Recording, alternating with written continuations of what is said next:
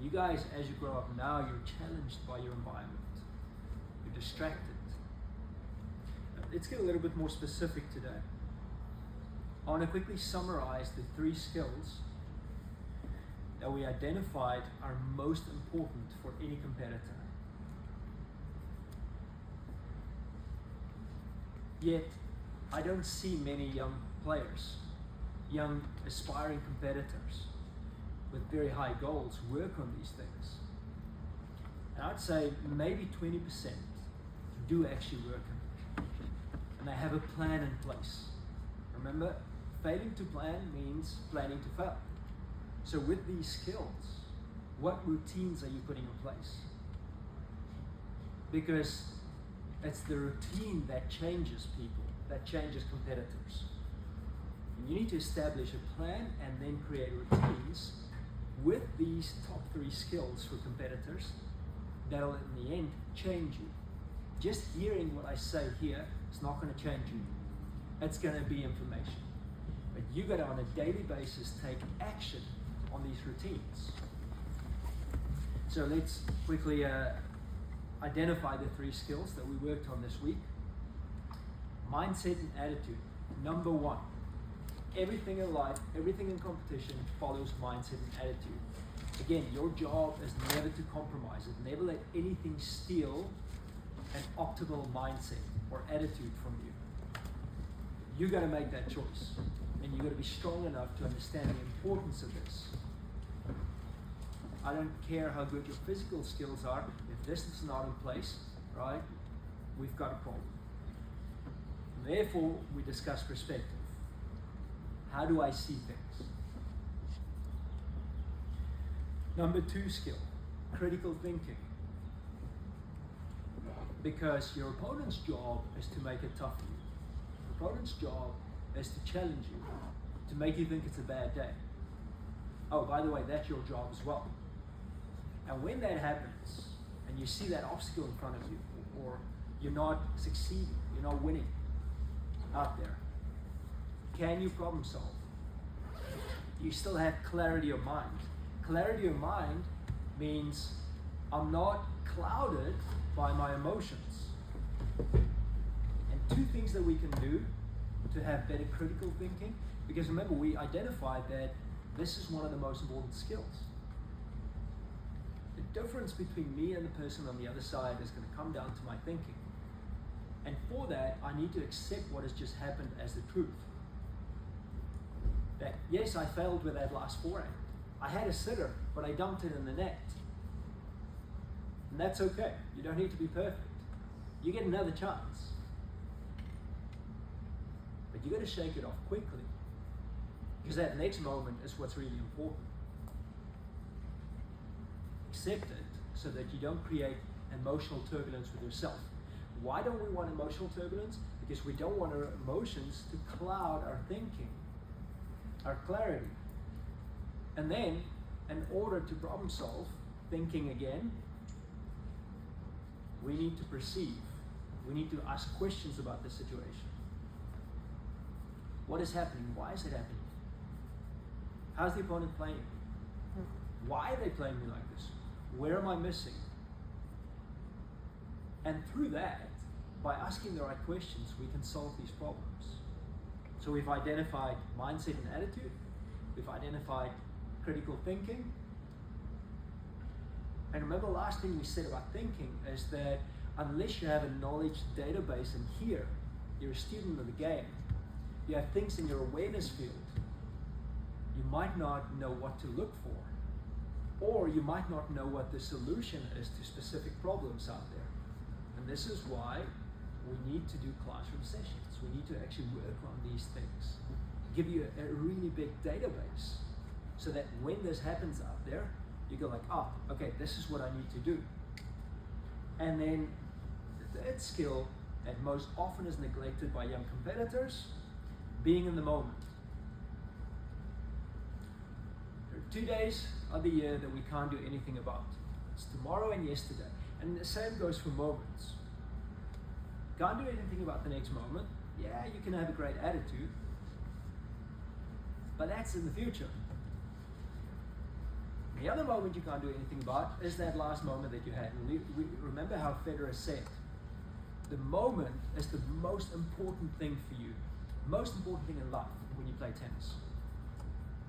Because that moment is yours to take care of. And in that moment, you need to recognize what's happening out there. And if you're not in the moment, by the way, this is your biggest challenge. And your culture, your generation that you grow up in, because you grow up, and Djokovic said it, you grow up in a generation of distraction. So unless you practice and get better at being in the moment, there are thousands of distractions out there, guys.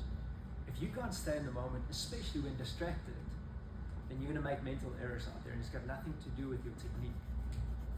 It's got probably everything to do with ball recognition, timing, early preparation, early good decisions tactically. So all of these things are very important, that we put a plan in place. What is the plan? What are the routines that we want to get in place for you so that you get better with these skills? But I'm going to guarantee you one thing. If you are not good with mindset and attitude, and any and everything can just steal it from you, and it's not internally shaped, you're not internally strong about maintaining a good attitude and mindset, you're not internally thinking, problem solving, you don't understand how to be in the moment, you can have the greatest forehand, you can have the greatest serve, the greatest whatever physically, you're not going to make it. So now that we know how important these skills are, what are you going to do about it? But I want to give you one last thing today. I'll give you a quote. It says, you throw a bucket of water on a rock and it doesn't do anything. You let a drop of water fall onto the rock every day and it creates a hole. Consistency beats intensity. I don't know who said this, but I think it is excellent. Because now it talks about excellence. If you want to be excellent one day, you want to be exceptional one day, excellence lies in consistency. So that person that shows up every day, like the drop of water, chips away at it, gets 1% better, a little bit better, in competition with themselves, a little bit better than themselves of yesterday. That's the person that wins in the end. Again, excellence lies in consistency. Let's go a little bit further. Consistency of quality. So that little drop of water, if it keeps falling in different spots, it's not going to create a hole. But if it zooms in, it falls in the same spot, then eventually it's going to create a hole. It's very powerful. So the power of consistency for you. Let's look at those 3 things for you. 4 things, I'm sorry. How are you doing with this? And this question is not to put judgment on you. This question is for you to say, hey, I haven't done a good job with it, or yes, I'm doing a good job. This question is for you to understand that if you are to achieve greatness in sport and or in life, that I've given you a little bit of a recipe here. But doing it once, hearing it once, does not change you. So I challenge you to get in competition with yourself as well. You know, I see so often you guys go out there and you're more worried about winning that 10-point game, beating the opponent. No, you got to conquer yourself first. Conquer yourself, and then you get out there and you conquer what's on the other side of the net. Because then when you go to competition, you're going to be okay. And yes, it's true that we need to give you exposure. We need to test you under pressure. And when you're tested under pressure, competition, and you fail, don't treat yourself like more or less. You are your mindset, your attitude. You're not your successes and your failures. It's only an indication of something that you did well or not in your recipe and your process. And if you fail under pressure, it doesn't determine who you're going to become. It doesn't define you. But what defines you is how you go back on the practice court and get it right. Change your recipe. You don't like the outcome, change your recipe. And this is where the coaches, again, a real coach, most love he can show you, or she can show you, is to confront you and demand change. If something in your game is holding you back, and they tell you, listen, this is holding you back, but you got to change. Or attend a session where it's just fun, and it's just feel-good factor, and it's just comfort zones. But those comfort zones is not going to challenge you. Lance Armstrong said, and I know he's controversial, right? But he said, I always push myself harder in a practice than what I would need in a race. And that is true for you as well. If we practice in comfort zones and then that match gets difficult and uncomfortable, what skills are you going to fall back on? How's your mindset and attitude? How's your thinking?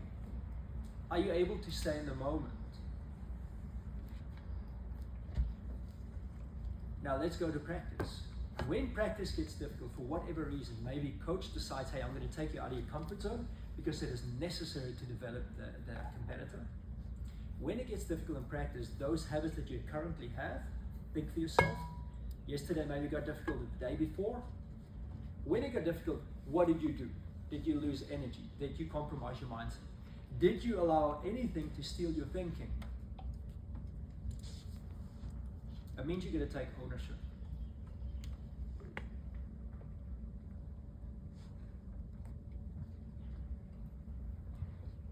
Each and every one of you guys here need to start ignoring the whole concept of talent. And you need to understand that it is like the toys that showed up, and just put your head down and keep working. And the last thing I want to discuss this morning is expectation. You know, I remember, like, I had a great training week. I felt exceptional. And I go into the tournament and I'm like, hey, this is the tournament. This is the one where I'm going to break through. The first match started badly. And I'm so disappointed because I had such a good training week. And I'm just disappointed because I had these expectations. But I didn't go into the match expecting things to go wrong. And that's what the Navy SEAL says. Plan for the worst. Trust yourself. Have a plan. And what I did, because of expectation, when I started having a bad moment, I started thinking I'm having a bad day. And the same thing the Navy SEAL said. No, you're not having a bad match. You're not having a bad life. You're just having a bad moment. Isolate that moment. Get your mindset right. Get your thinking right. Get back into the moment. Take care of that moment. So, we can keep talking about all of these things. And then tomorrow, Monday, you have forgotten a lot of these things. I'm sending you now away this weekend saying go create routines. Every day, this time, I'm going to work on my mindset. And then if you need a little bit of assistance with how you get to work on mindset, attitude, your thinking, being in the moment. Because of course, you need information, you need tools. You come and talk to me, and we can get more specific about what you need. But guys, you gotta take ownership, and you gotta start today. Because you have a window of opportunity, and that window, as you get older, is closing, closing, closing. I'm going to tell you one thing I see consistently. I see exceptional junior players at a young age. They get to 17, 18, where they're now trying to cut it. And they don't cut it because they never worked on these things that we just discussed. They only worked on the forehand and the serve. And then they get to pro level and they try and break through. And everybody's got a great forehand. Everybody's got a great serve. Everybody physically is like, man, they're beasts.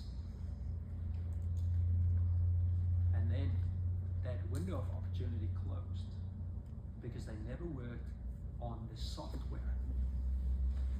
I'm going to remind you, the software runs the hardware. The software has a virus and doesn't operate well. The hardware doesn't work either. All right, guys, I wish you all the best with that. And we're gonna finish the mindset conversation up this morning. And now we're gonna go a little bit back onto shot discipline, tactical discipline. And I wanna talk about